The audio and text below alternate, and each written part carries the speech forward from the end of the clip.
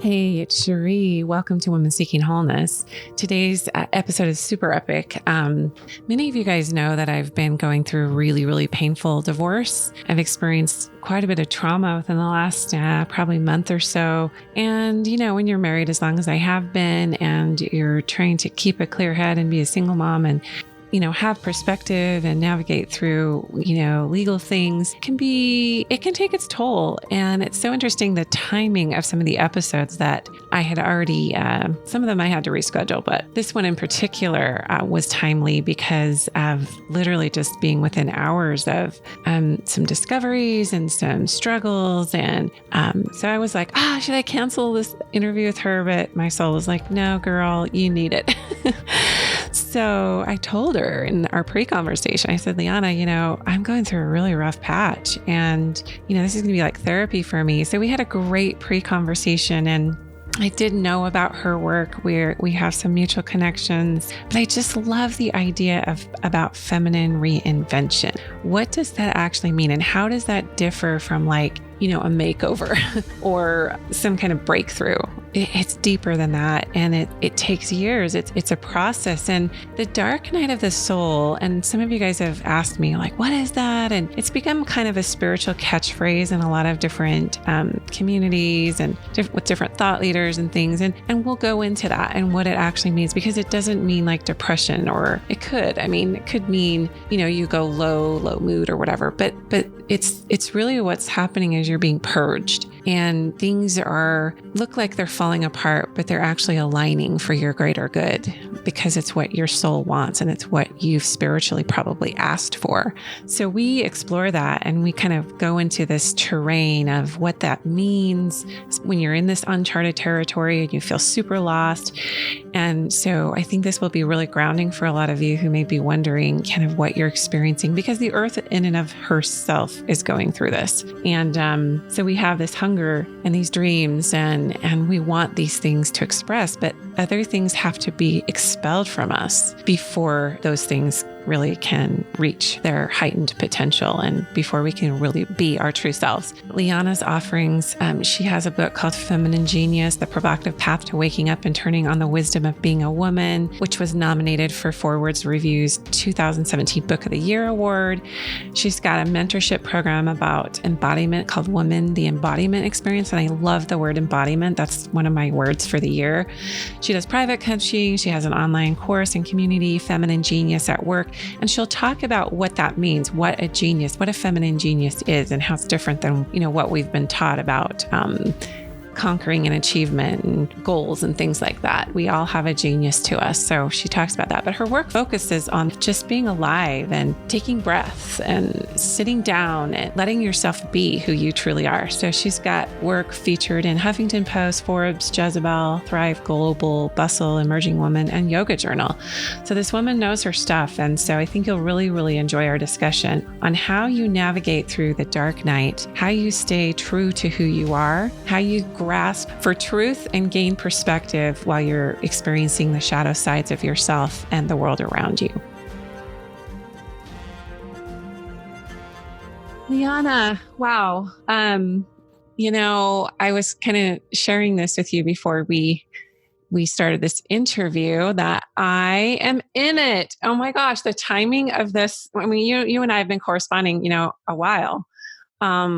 As to when we were going to air this and start this. And I'm like, there is no accident. The timing of our topic and how, things didn't align for us until today, literally. And so thank you for showing up and sharing this for me. I'm just going to warn everyone, this is like a therapy session for me. Excellent. Yeah, but I'll give my context of my life station, because I'm pretty open with people, especially as of late. It wasn't typically my style. I'm typically a very private person, but I've had the knowing as I've been going through this that, I have the presence of mind to know that it is not just for me, and that coming out and fighting through this and, it's part of evolution, but it's also because I'm a teacher and I get to be vocal and visible.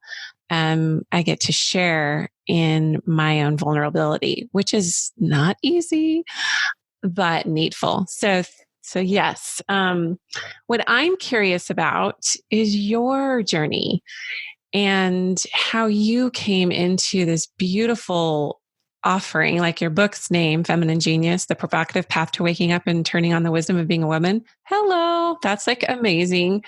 But just all the things that we're going to discuss today around second guessing, dark night of the soul, struggling to find wholeness.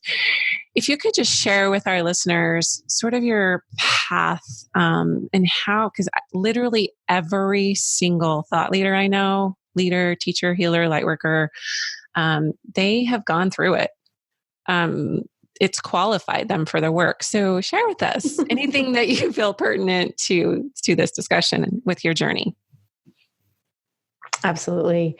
I also want to earmark your comment about vulnerability. So we'll drop that as a little teaser. We'll come back to it. I know we will. It's really important. It's really important. Let's not gloss over it. Thank you for having me on. And I do believe that there is something of really going through something, body and soul, and not just the idea of it, that really does hone us or forge us into trustable, worthy vessels of supporting other people. It's, it's putting our own asses in the fire that really creates that digestion. But, just heading back a little bit. So to share some of my path, I think, uniquely born and raised. My parents left they dropped out of dominant culture in the 1960s to join the counterculture of that idea of coming back to the land and a more consciousness raising era. And they literally left the East Coast of the United States and bought land in New Mexico. And so I was raised really intentionally on an intentional community in a really healthy, conscious way and part of the world. And still, dominant culture got its hooks in me anyways. And I followed in the beginning, I followed in my mom's footsteps and had a dance career for about 10 years. And I started late, so I felt like I had a lot of time to make up for. So I really doubled down on what it would take to make it in this environment. And as using my body as my instrument, I could understand I needed to be thin and kind of override any, right? I got to go longer, be tougher, sort of override my body. Also really pleasing to people. If you don't please the person who you're auditioning for, you don't get the job. So this idea, thin, pretty, pleasing, tough, is kind of the same rules for making it in the dance world as it is making it as a woman or woman identified person in the world. It's just a little more extreme, right? So the way that little culture got its way with me, I think, is very similar to the way that dominant culture has its way with us as women and girls. Absolutely. And what happened was, here I was working really hard, and I developed eating disorders and was extremely thin, extremely hard on myself, extremely like in all advanced placement classes and, dancing many hours a day. And lost my period for a while. And something in me wasn't really allowing me to be too sick for too long. And I started to try to find, and we'll use your verbiage, a path to myself, a path to wholeness. And I as I did, I started getting curves.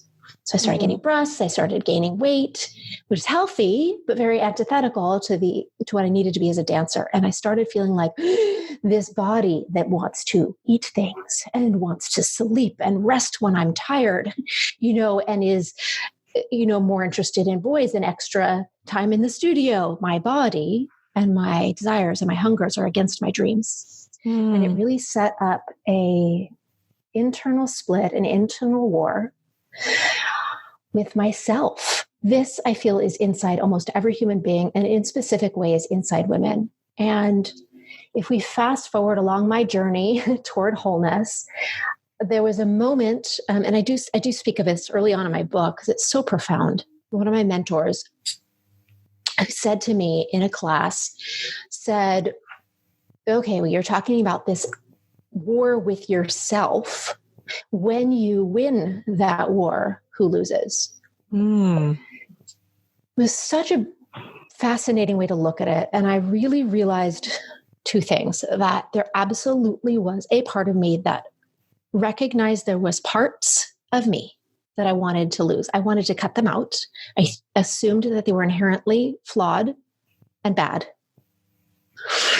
And I wanted, right? Like that's the point of a war. There, you recognize there's an enemy and you want it gone. You want it obliterated.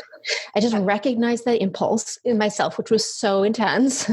Yes. And then I also recognized the truth, which is we can't actually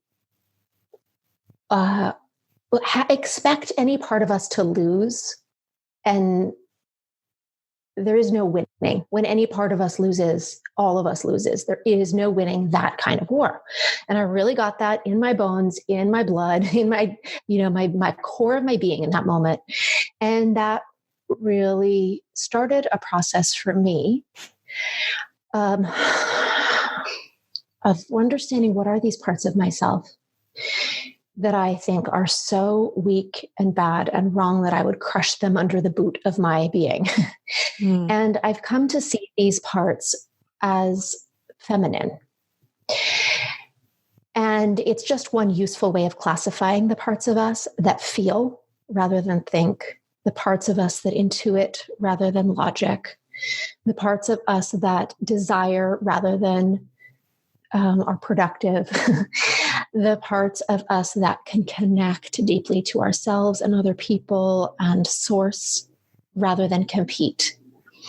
And we think that these are the parts of us that make us weak and crazy and stupid. And in fact, they are genius. And in fact, we need them for our wholeness. Okay, that is. And then I'll say one more thing. I just want to stop you there because go. No, Yeah, I mean that's like these characteristics, these inherent gifts, these innate currents that run through us as women have been so undervalued in times past that it's almost like the collective, like you're saying, almost every single woman is at war with herself. And until you have a life experience where you're kind of like forced to look at it, to heal it, it keeps coming up. And it's always a gesture to heal, right? So I just wanted to intersect there because we think that like the seeming dysfunction is like there's something inherently wrong with us, like you said. But I think as I advance in years, I'm learning that they're all just healing gestures. And it's what we do with that current that flows through us, the feminine parts of us. So brilliant. Keep going. Yes. It's genius. Yes, it's not beautiful. weakness. It's genius. Well, even if we just, borrow from one of the poster children for genius, if we think about genius, you think of Mozart, you think of Albert Einstein, right? And Albert Einstein was was kind of like a forefather of modern physics. E equals MC squared. And he's, this beloved kind of crazy scientist father figure in common culture. Mm-hmm. And he has a beautiful quote, essentially of saying, we've elevated the intellectual. We think that genius is intellectual intelligence, but genius is just as much intuitive intelligence. And he himself talks about connecting intuitively and using his intuitive mind. And that none of what he figured out in terms of physics, which is very logical, very of the material plane, but none of those theories would have been possible without him really connecting intuitively. So even we think of Einstein as the smartest intellectual dude around. And even he said, these parts of us are, vital. Yeah. Interesting. I do want to also say because, this is really timely personally, timely for you, for me, is that, I would say a good 8 years after that moment with my mentor, I also was in a particularly potent, dark night of the soul time. And we can talk more about it later, but just briefly, physically and metaphysically, I was in a very bad way. Physically, what would be going on is I had insomnia and couldn't sleep and would have panic attacks by day.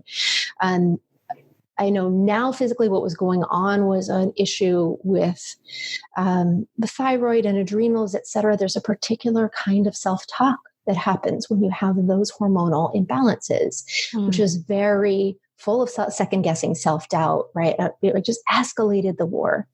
Metaphysically, it just felt like all the tools that I had to align with pleasure and abundance and motivation stopped working.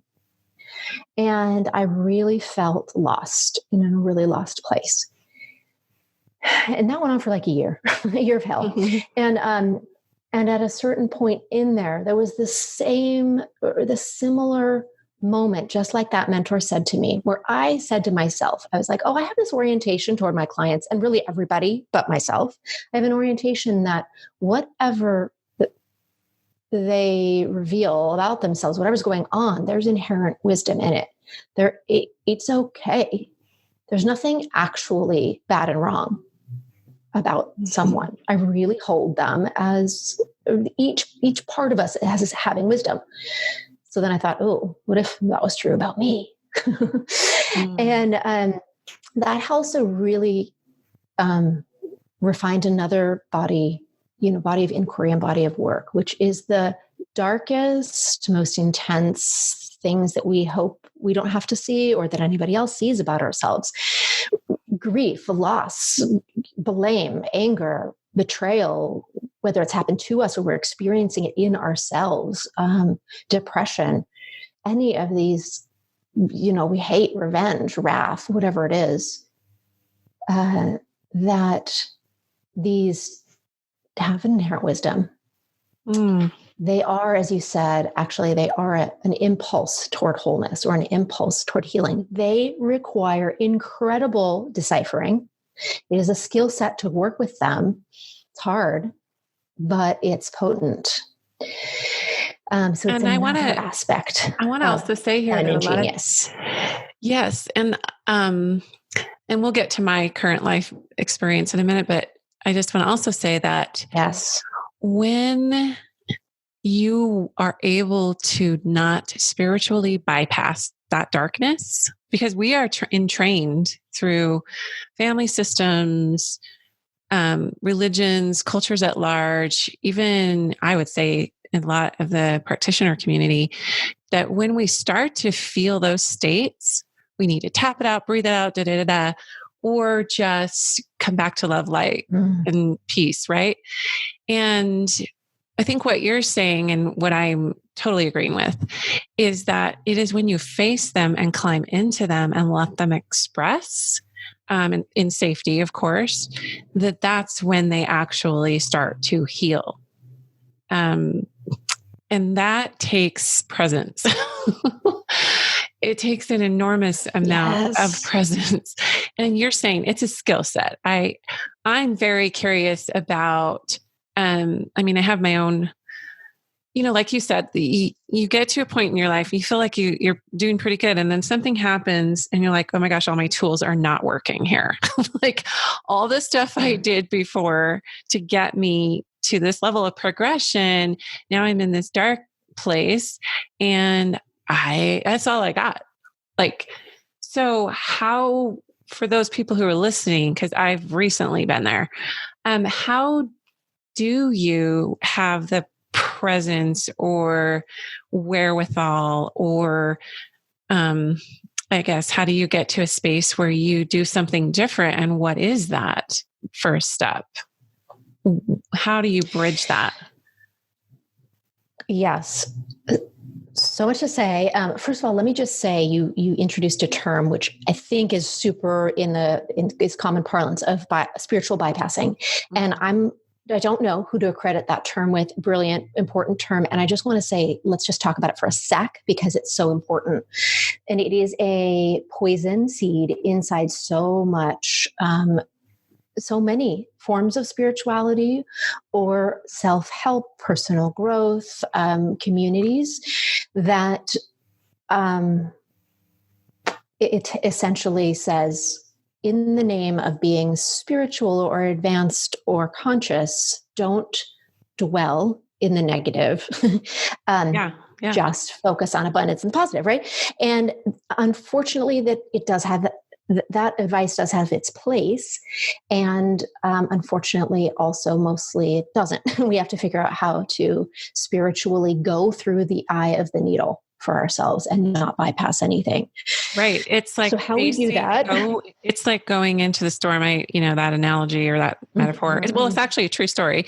Like buffaloes, when there's an approaching storm in the Colorado Rocky Mountains, whatever, when there's an approaching storm, buffalo runs straight into it. Cows try to dodge, run away, or stay still. So the lesson being, or the metaphor being, that when you face and go through and run through it, you get through it more quickly, and you're not in it as long.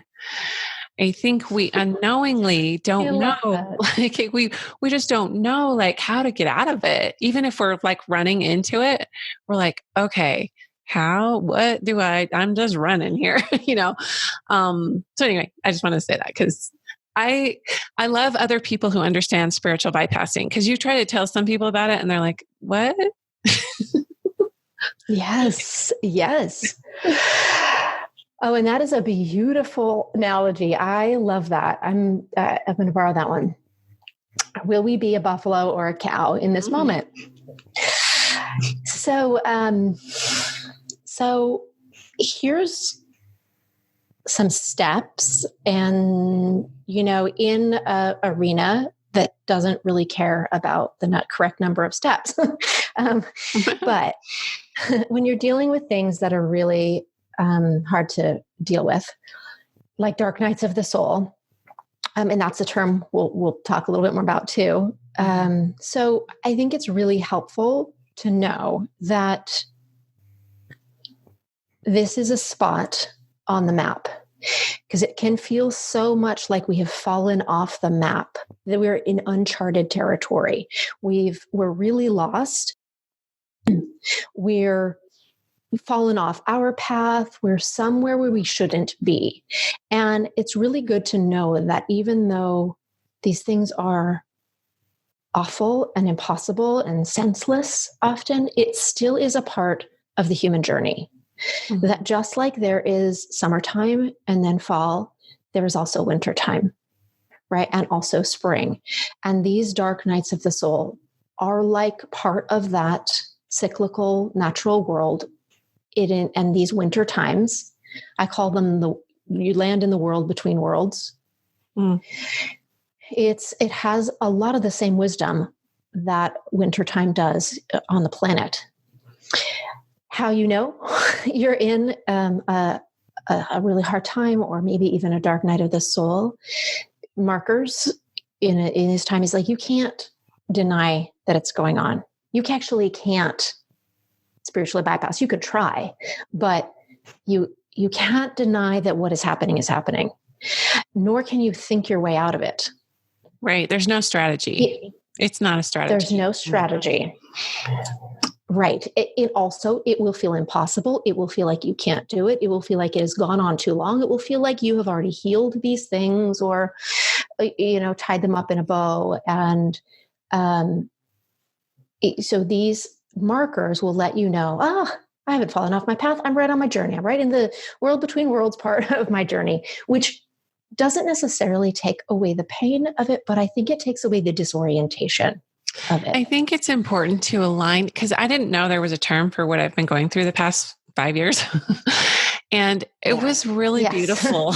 It was really beautiful to connect with other people who were going through, and there was just a term for it, dark night. So I think this is a good time to define it.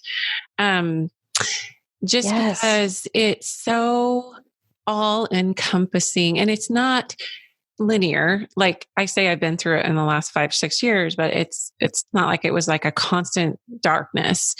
It's just, there were very marked places and points on my journey and path where, like you were just describing, unmistakable feelings of impossibility, like this is never going to end. I thought I was on the right path. I thought I was being spiritual. I love Andrew Harvey's work on the dark night of the soul and what he teaches about that. Mm-hmm. I would encourage people, and maybe I'll do a whole episode on just what I've learned through him. But yeah, let's talk about what that is and how you know, because you started to go there. Like, how do you know? It's not like, when we're talking about a dark night of the soul, it's not just like a depressive episode. It's not that. It's not that like you got cancer or someone you love died or something. I mean, those could be aspects to it, but it's about you and your soul. It's about your walk as a sovereign being in this world and in this universe. And other people have to play into it because they're part of your journey, but it isn't about losing them or losing something outside of you. Is that kind of how you, I mean, I'm sure you could extrapolate on that, but.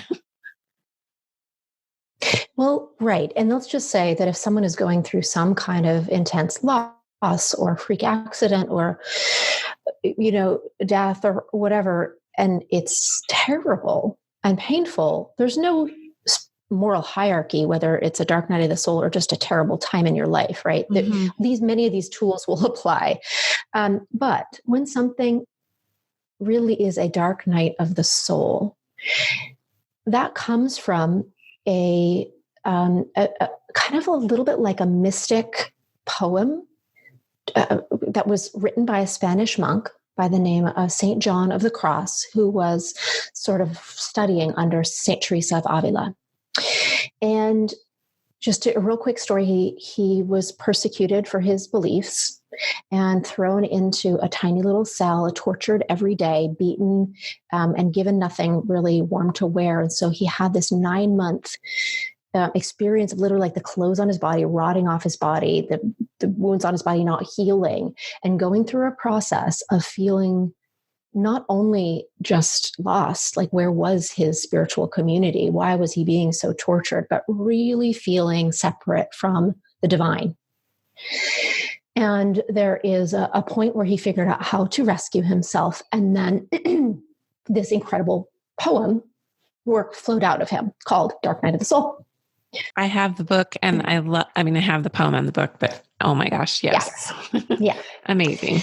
And it's a little bit in the style of the mystic poetry of Rumi or Lala or Hafiz, or right, any of those kind of mystic Sufi poets that are really popular. It's kind of in that style. So what characterizes a dark night of the soul is that it is about your soul. It is about a time where one of my dear friends, and actually a contemporary translator of Saint John of the Cross's Dark Night of the Soul, Mirabai Starr, says something like, yes, it's so impossible not to love her. Yeah. She says, it can happen that we've been sucking on the spiritual titty too long. And the dark night of the soul is kind of like getting kicked off the breast, right? We've found a way to connect or feel really, things that work. And it's a kind of maturation, kind of a maturity, kind of a finding new feet to stand on, or a new, more true connection to ourselves and the divine. I mean, for me, the soul is not only a connection with what we would call source or sacred. It is about the body. You cannot be a soul. Mm-hmm. Like the divine operates through your body, and that's your soul. That's just how I look at it. And so there is so much about deepening our humanity, deepening our embodiment of who we are and what our process is here that comes along with any soul process. Mm-hmm. So I think what gets really kicked up is any places you have been not looking at, in terms of being the full, messy, embodied human that you actually are. And that's what we've all been pining for, praying for, asking for, searching for, seeking, is to find that secure footing so we feel peaceful and powerful.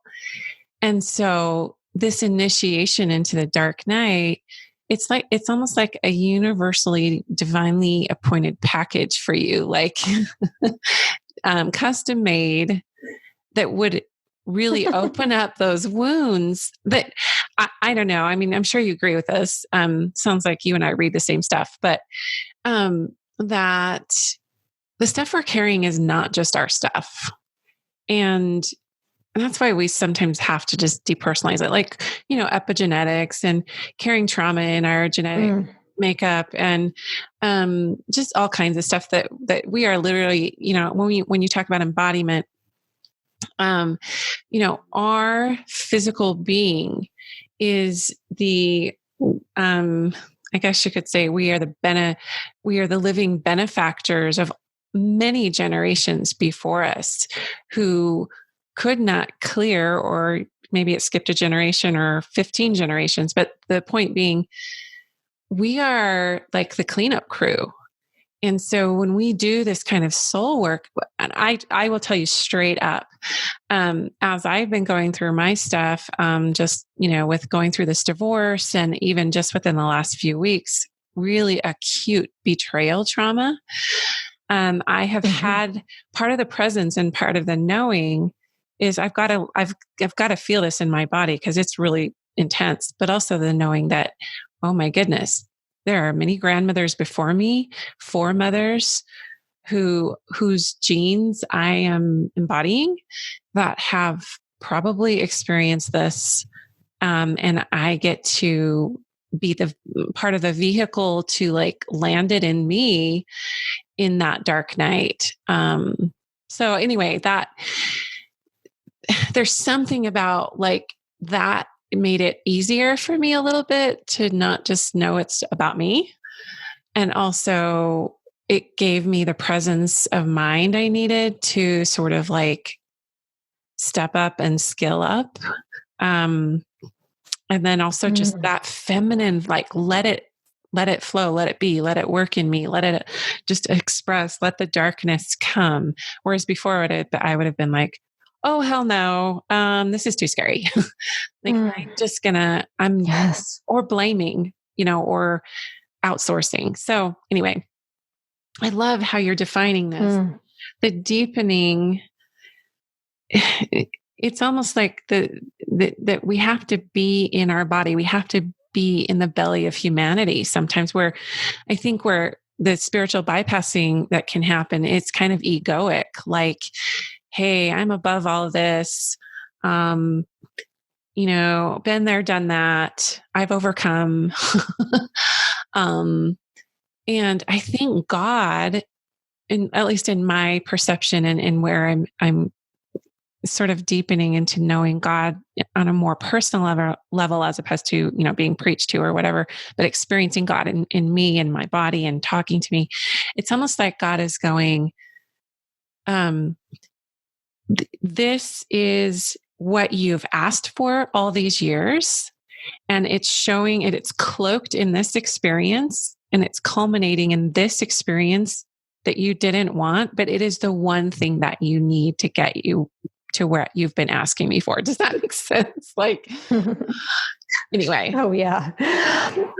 Well, I like to say, because, if we go through something like loss of someone we love, or loss of a child, or a divorce, or not being able to have children, or, just the process of having children, any of these things, we can feel like, oh my gosh, all this bad stuff is happening to me. I'm being punished.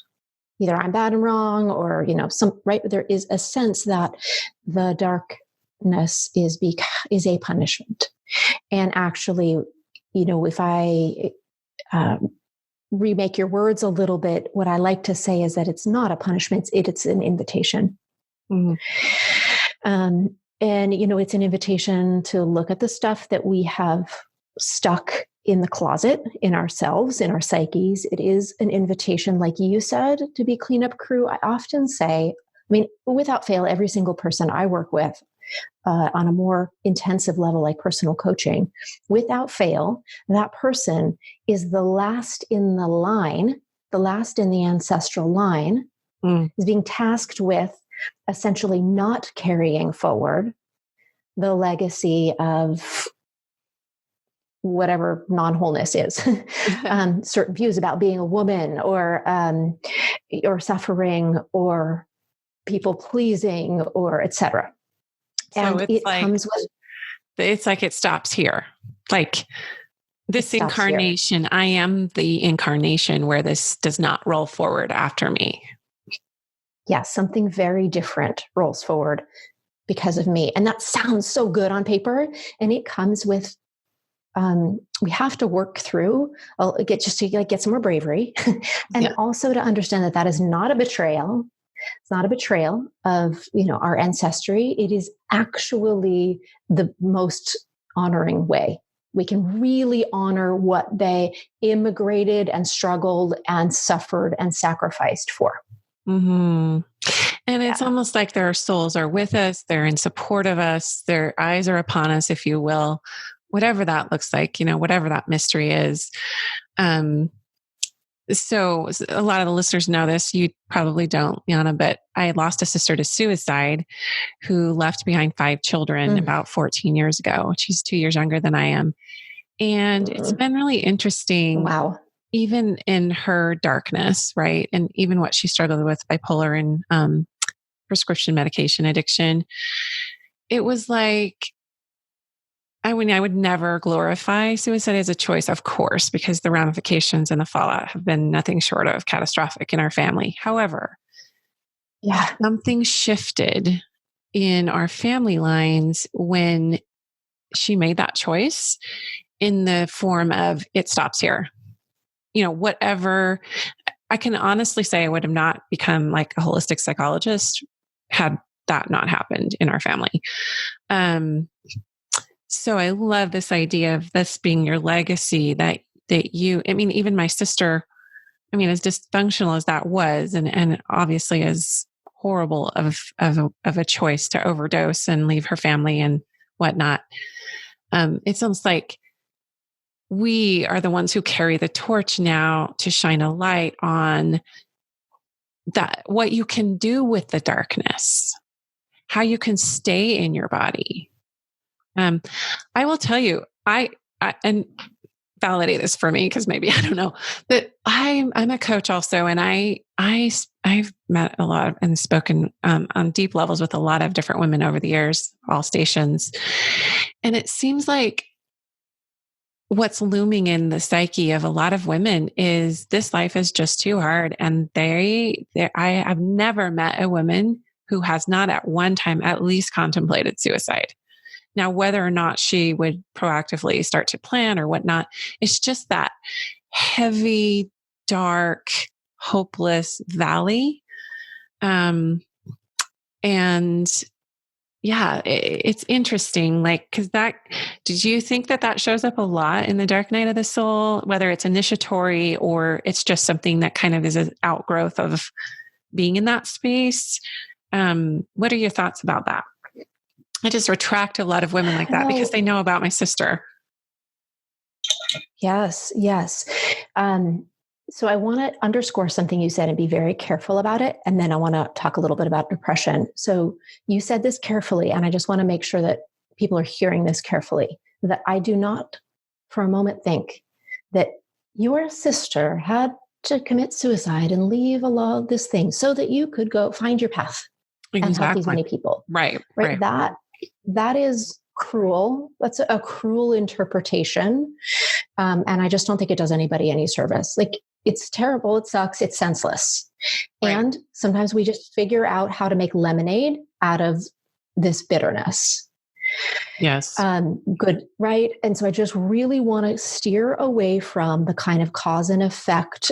It's a form of spiritual bypassing, I believe. I'm so glad I got cancer because now I have a new lease on life. And although that may be, we just want to stay away from, there is a punishing and rewarding universe. And I just don't necessarily look at it that way. I thank you for underscoring that, because I completely agree with you. And it's like kind of wrapped in my statement of, I don't want to glorify, because there is that, we've all had tragedies that we're like, what do we do now? How do we make sense of this? Like, how can we heal this so it doesn't continue? Yeah. That was a definite line in the sand. It was like, whoa, no. Yes. So, in a moment, let us actually talk about how do we stay in our bodies? How do we be a buffalo rather than a cow? So depression, I feel, is it's not a single state. It is complex. There is elements of our physical being. There's elements of our brain chemistry. There's elements of our gut health. There's so many physical elements of it. There's all kinds of metaphysical elements. So there's, it's a complex thing to work with. I think at the core of it, there is a feeling of, I don't want to be here. I don't want to be here in this body. I don't want to be here on this earth. I don't want to be here in this world that is so full of light and dark. And the impulse to make it stop, right? That is different than I've made a plan. I'm not sure if your sister's was a plan or an accident, but there's a difference. But I think there is a way that depression recognizes there's so much that's not working, and it just stops us. And the impulse there is, I just don't want to be here. And it's tricky. It's a tricky one because it has one of my clients who really struggles herself with depression says when she's in that pit of depression, and so many people will recognize this, and I'm about to describe, I do. So there she is in this pit, the dark of the dark, and is, if someone were to hand her this pill and say, all you need to do is take this pill, it is 100% guaranteed to work and bring you out into the light. Again, just take it out of my hand, and here's a glass of water and take it. And the response would be like, it's just not worth it. I can't. Right. So it comes with it, this just why bother? I just can't. Right. So it's, of course, we find our way out. Often we can, but the maze of it, the labyrinth of it is very difficult. It's difficult. I feel part of it is we have not been told and taught how to feel our feelings and be in a body, and we've got to be in a body. And this feels to me the root, one of the, if I could count like 1, 2, 3 root causes of human suffering, I would say that we don't know how to feel our feelings. We don't know how we can feel them and survive is one of the most root causes of human suffering. So interesting. I completely agree. In my research with, body biochemistry and emotional healing, that seems to be what I've discovered. Yeah. It's like, if, because the body would rather run from pain than run to pleasure any day. And the impulse to stay alive is actually stronger than the impulse to go. Anyway, so we have this strong survival instinct, but then it's like, but the mind body believes that if you dive in and if you really feel those feelings, those unaddressed emotions, and I love the term unattended sorrow. There's a beautiful book that I've been reading. I forget the man's name that wrote it, but we're afraid if somebody or someone isn't there to attend to us in those spaces, we won't survive.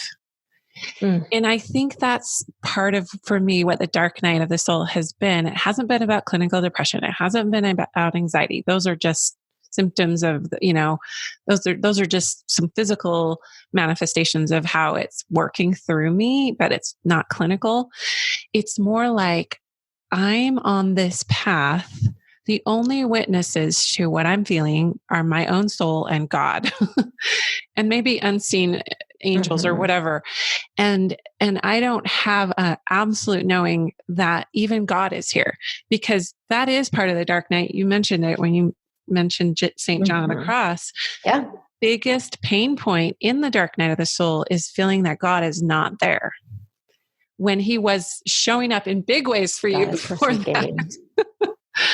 You're like, what am I doing wrong? And that is the programming we've received. Is if, when we go into spiritual maturation, we go into integration, which is taking the darkness and the light aspects of ourselves and trying to integrate them into, the body and the spirit, right? The soul work. But we feel so utterly unattended. And I think that loneliness and that wilderness sort of thing, it takes, like you nailed the word, which is my favorite word for this whole process, and that's bravery. It is very brave work. And most people, I shouldn't say most people, maybe I can unequivocally say that most people will not go there because of the deep fear of being alone in that dark, working through those dark aspects. It's safer and more comfortable to not. Right. It's funny. I literally came from a coaching session before we're having this conversation with a client who happens to be a man. We're talking about women, but so much of this is just about humanity and is not necessarily about identity or gender or any of it. And he was essentially saying, I want to figure out how not to dissociate, I feel like I'm floating on air for most of my life. And I figured out how to not feel negative emotions, but guess what? I don't feel much of anything. And every once in a while that goes away. And I feel like, wow, I have this life and here's these people who love me and I feel meaning. And, here I am, I'm having a life. And so we're figuring out how to have him feel his feelings and stay in his body. And, I feel like it's nice to break it down a little bit and take it into an exercise. At least that's been helpful to me. Is that useful? Yes. I was going to say, we need to come out of this because people are probably like, yeah. Okay. Now what? Because everyone. I'm motivated. I think, right. But how?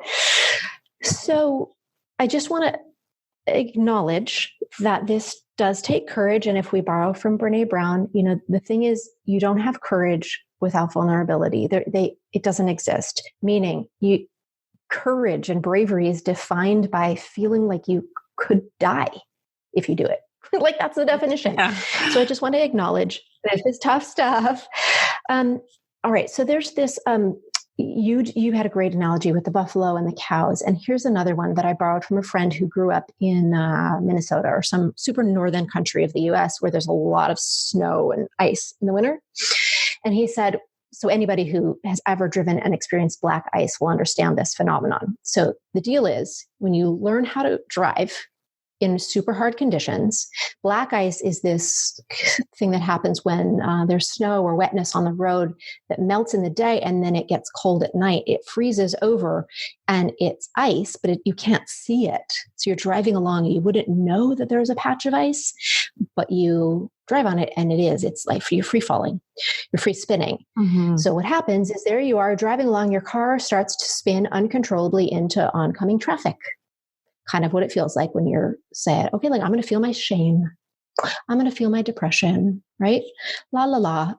Literally, your body is like, I am spinning out of control into oncoming traffic. And our impulse is to slam on the brakes and steer away from oncoming traffic. Makes all the sense in the world, right? Like stop the skid, steer away. And in fact, we have to do exactly the opposite.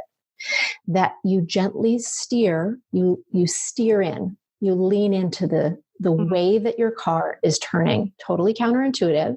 Mm-hmm. And then you gently, you don't slam on the brakes, you gently put on the brakes.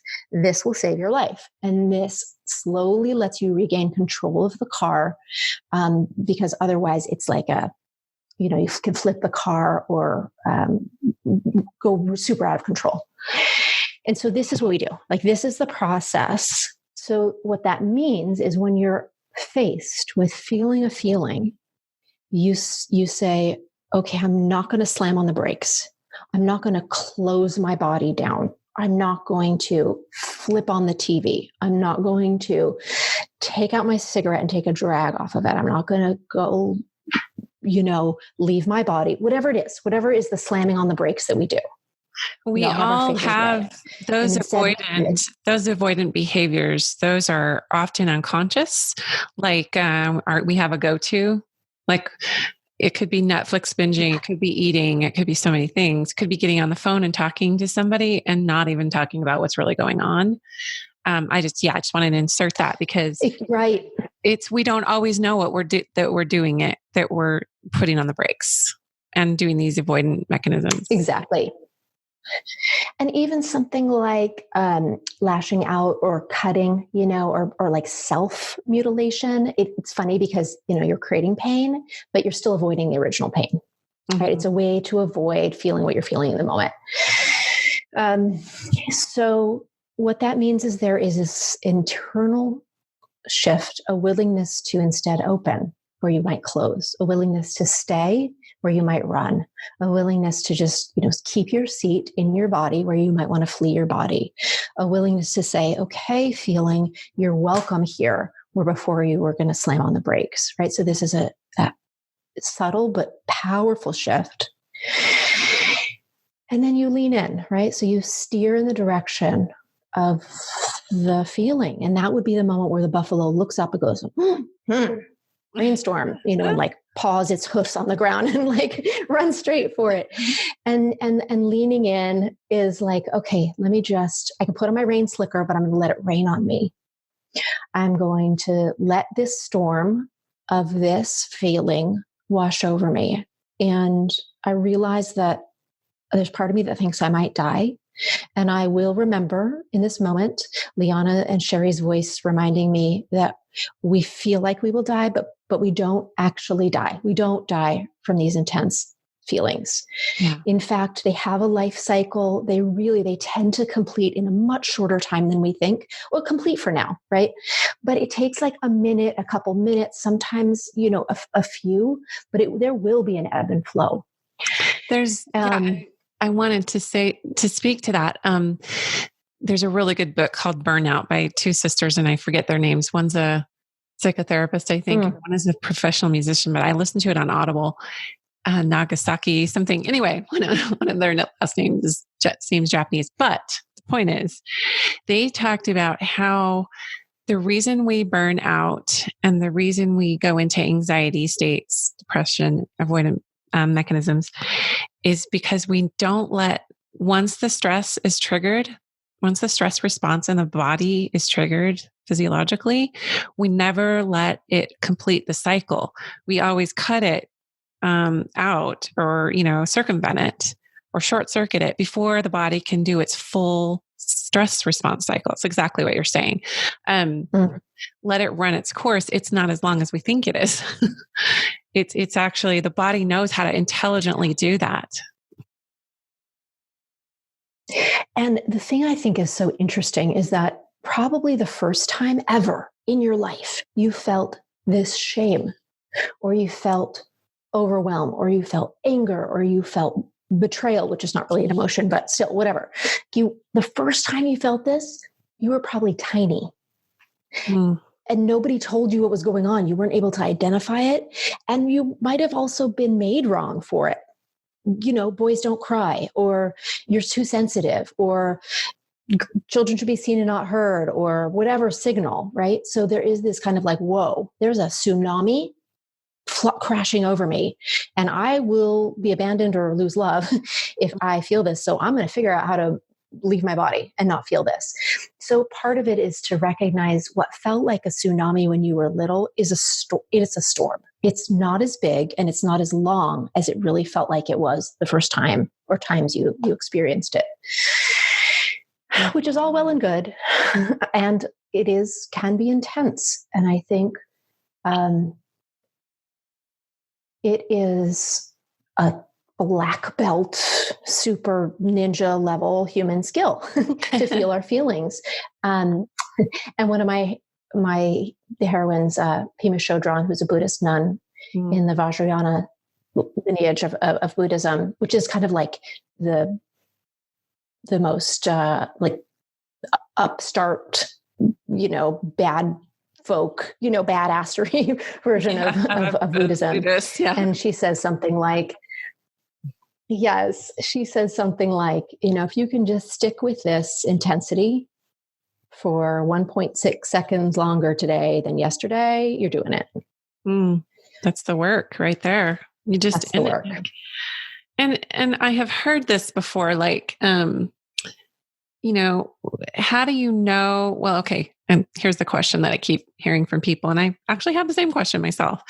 Like, so you're letting it work in you, but you don't know if you're like elongating the process or marinating in it, in the dysfunction. So how do you know if you are enabling the, I guess you'd say, letting things ride unchecked versus just like, I'm in it?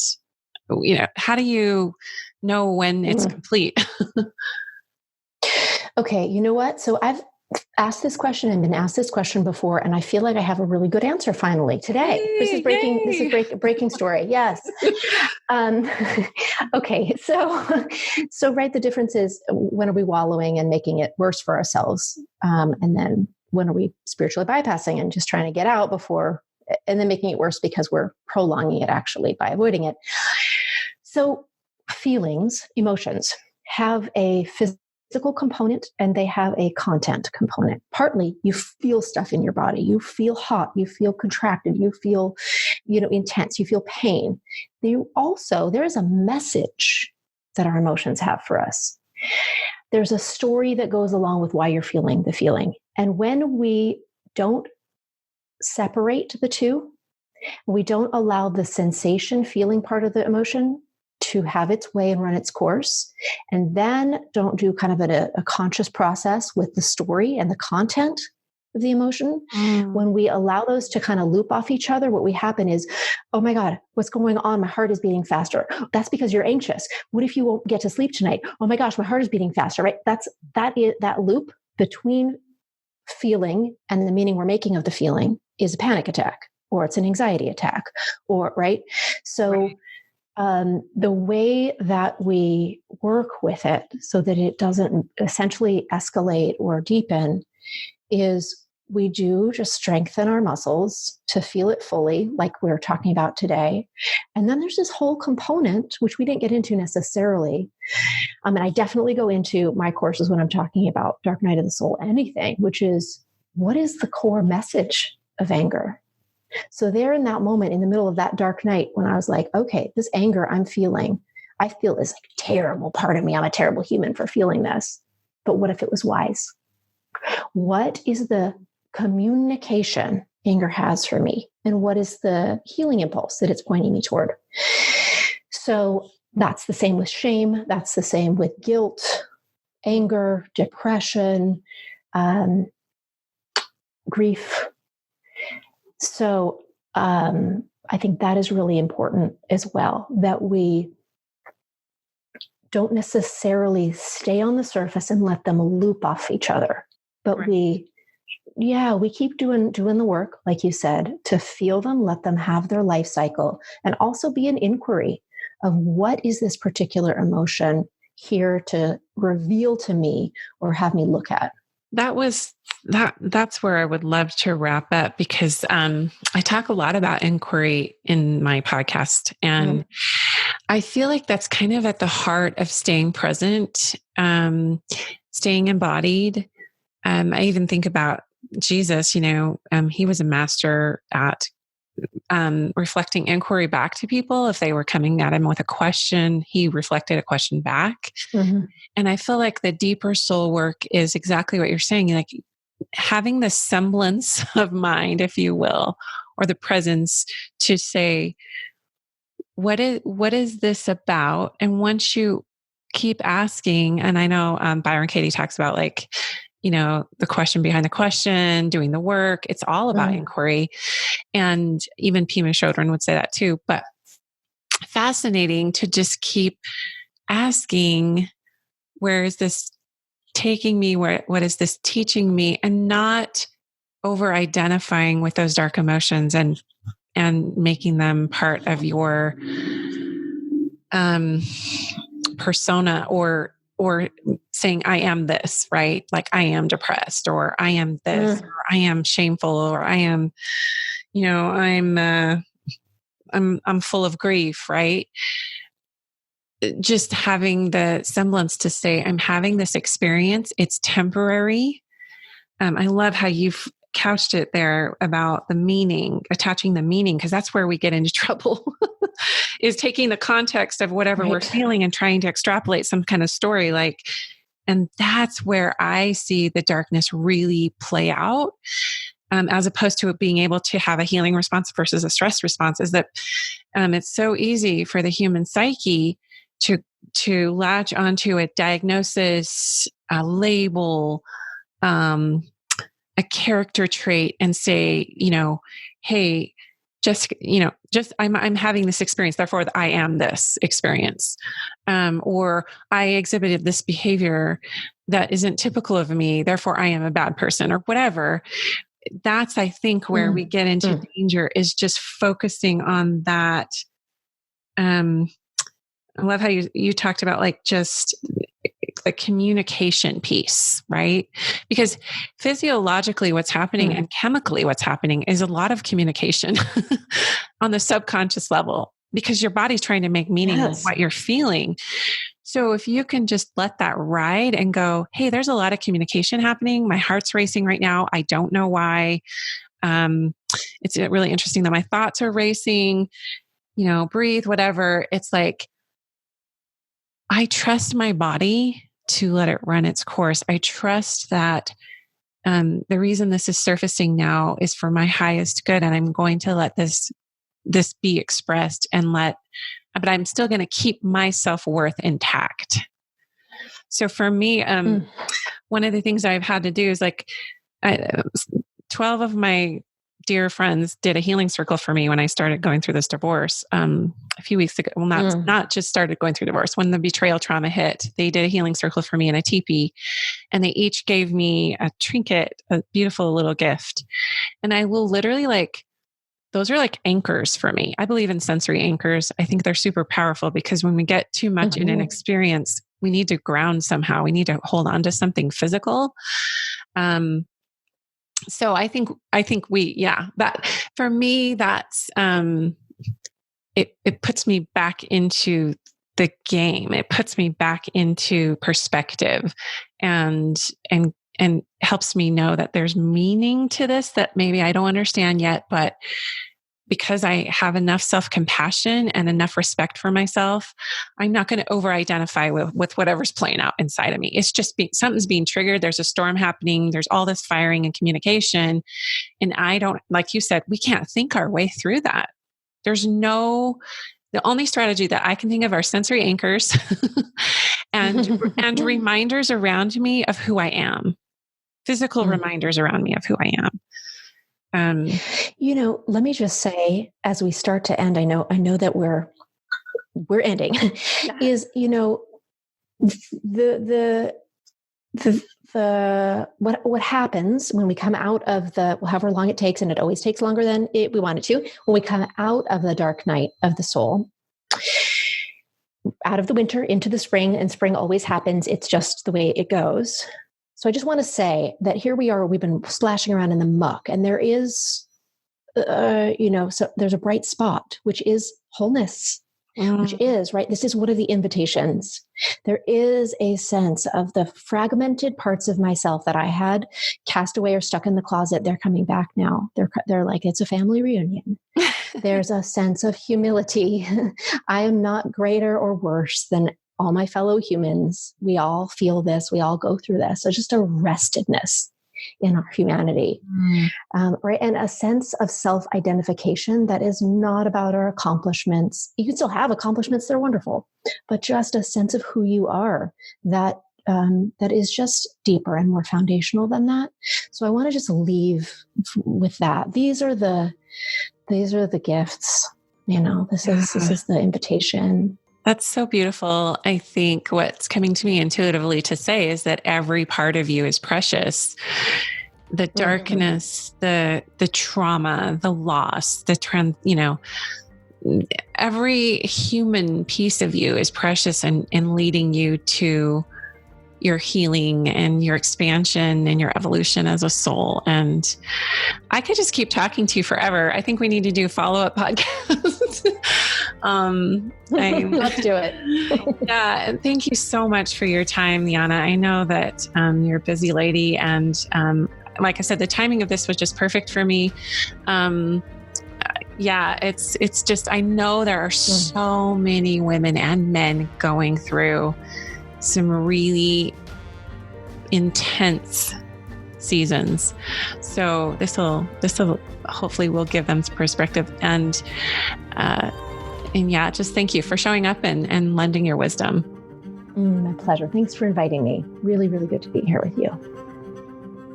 Having this discussion with LiYana has me thinking, what do I want my legacy to be? I definitely want to honor my foremothers, my ancestors, and we get to choose whether the buck stops here, right? If we're going to continue certain behaviors and beliefs that limit us and limit our posterity. The highest gift that we can give this planet is to be ourselves. One of my favorite quotes is by Eckhart Tolle. And he said, if I accept the fact that my relationships are here to make me conscious instead of happy, then my relationships become a wonderful self-mastery tool that keeps realigning me with my higher purpose for living. I both love and hate that quote, actually, because all of our relationships are here to make us conscious, not necessarily blissfully happy. And that includes, I think, our relationship with our own selves. The act of not spiritually bypassing, but climbing into the shadow parts of ourselves and integrating ourselves and accepting every weakness, every pain point, not necessarily allowing it to have full expression and reign and overtake us, but at least accepting and having self-compassion around those parts of us that have yet to be healed. And that is actually, interestingly enough, how we heal them.